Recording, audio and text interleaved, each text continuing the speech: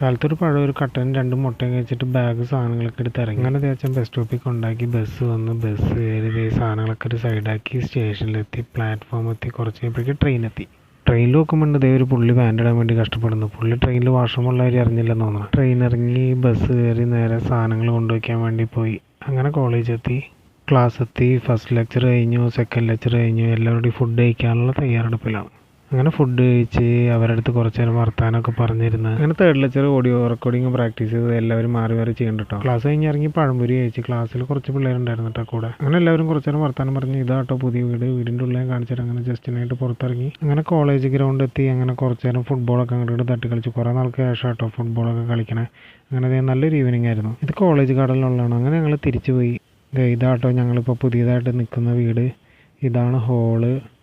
അത്യാവശ്യം കുഴപ്പമില്ലാത്ത സൗകര്യമുണ്ട്. ശരിക്കും പറഞ്ഞാൽ ബാൽക്കണിയാണ്. റൂമായിട്ട് കൺവേർട്ട് ചെയ്തേക്കണതാണ്. ഇതാണ് അടുത്ത മുറി. നീല വെളിച്ചിട്ടേക്കണോണ്ട് വലിയ കാര്യമായിട്ടൊന്നും കാണാൻ പറ്റില്ല. ഇതാട്ടോ ബാത്റൂമിൽ ലൈറ്റ് വലിയ കാര്യമായിട്ട് വർക്ക് ചെയ്യുന്നുണ്ടായില്ല. പിന്നെ ബാത്റൂം വെച്ചത് ചെറുതോട്ടോ, അതാണ് ആകെ ഇഷ്യൂ. അങ്ങനെ താഴത്തുള്ള സീനിയേഴ്സിൻ്റെ കൂടെ പോയി ബ്രെഡും ചിക്കൻ സ്റ്റൂവും കഴിച്ച് കപ്പലണ്ടിയും മേടിച്ചിട്ട് കാലത്തേക്ക് വേണ്ടി പഴവും മുട്ടയും മേടിച്ചുട്ടാ. അങ്ങനെ അവിടെ നിന്ന് തിരിച്ചു പോയി വീട്ടിലെത്തി കിടന്നു കേട്ടോ. നല്ല ടയർഡായിരുന്നു. നാളെ ക്ലാസ്സുണ്ട്. അപ്പോൾ നാളെ കാണാം. ബൈ.